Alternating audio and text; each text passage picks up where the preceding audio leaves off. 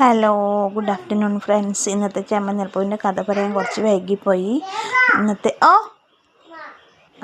ഇന്നത്തെ ചെമ്പനീർപ്പൂവിൽ ശ്രുതി ഡോക്ടറെ അടുത്ത് പോയി വന്നു. അവൾ പ്രഗ്നൻ്റ് അല്ല എന്നുള്ള വിവരം ചന്ദ്രമതിനെ അറിയിക്കുകയാണ്. അത് കേട്ടതോടുകൂടി ചന്ദ്രമതി ആകെ ഷോക്കായിട്ടിരിക്കുന്നത്, ഭയങ്കര വിഷമാവും.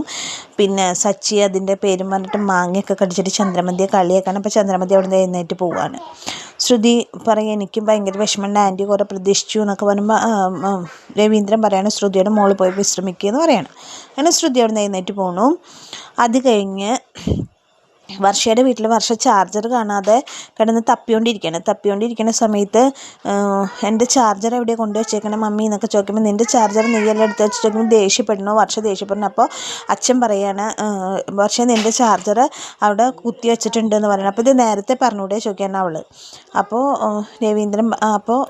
മധുസൂദനൻ പറയാണ്, അല്ലെങ്കിൽ നീയൊന്നും എന്നോട് ചോദിക്കാറില്ലല്ലോ, എന്നോടൊന്നും പറയാറില്ലല്ലോ എന്നങ്ങനെ ഒരു കുത്തുവാക്ക് പോലെ പറയാണ്. ആ സമയത്ത് ചന്ദ്രമതി വർഷേനെ വിളിക്കുകയാണ്. വർഷ തിരിച്ചു കൊണ്ടുവരാൻ വേണ്ടിയിട്ട് വർഷയോട് സംസാരിക്കാൻ വേണ്ടി ചന്ദ്രമതി വർഷേനെ വിളിക്കുന്നു. വർഷേനെ വിളിച്ചിട്ട് പറയുന്നു, മോളെ എനിക്ക് നിന്നെ കാണാതിരിക്കാൻ പറ്റുന്നില്ല. അപ്പോൾ വർഷ പറയും, ഒരു മിനിറ്റ് ആൻറ്റി പറഞ്ഞിട്ട് ഒരു ഫോട്ടോ നിങ്ങളുടെ ഫോണിലേക്ക് അയച്ചിട്ടുണ്ട്, എന്നെ കാണാൻ തോന്നുമ്പോൾ ഫോട്ടോ കണ്ടാൽ മതി പറയാണ്. അപ്പോൾ മോളെ ഇങ്ങോട്ട് വരണം എന്ന് പറയുമ്പോൾ പറയാണ്, അദ്ദേഹം ഉള്ളിടത്തോളം കാലം ഞാൻ അവിടേക്ക് വരില്ല ആൻറ്റി, എൻ്റെ അച്ഛനെ അപമാനിച്ചില്ലേ, അദ്ദേഹം ഉള്ളിടത്തോളം കാലം ഞാൻ അങ്ങോട്ട് വരില്ല എന്ന് പറയുന്ന വർഷ.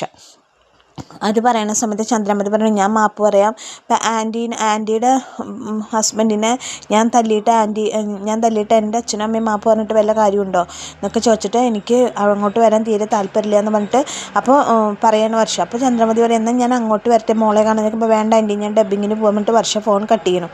അപ്പോൾ വർഷയുടെ അച്ഛനും അമ്മയും പറയണം, മോളെ നീ എടുത്ത തീരുമാനം വളരെ ശരിയാണെന്ന് പറഞ്ഞിട്ട് വർഷേനെ അഭിനന്ദിക്കണം. നീ ഞാൻ അങ്ങോട്ട് പോകരുത്, ഇതാണ് നിൻ്റെ വീട്, നീ ഇവിടെ നിന്നാൽ മതി പറയുമ്പോൾ വർഷ പറയുന്നു, എവിടെ നിൽക്കണം എന്നുള്ള തീരുമാനിക്കുന്നത് എൻ്റെ ഇഷ്ടം, ഞാൻ ചിലപ്പോൾ പോവാതിരിക്കുക, അതൊക്കെ എൻ്റെ സ്വാതന്ത്ര്യം എന്ന് പറഞ്ഞിട്ട് വർഷം അങ്ങനെ പോണു.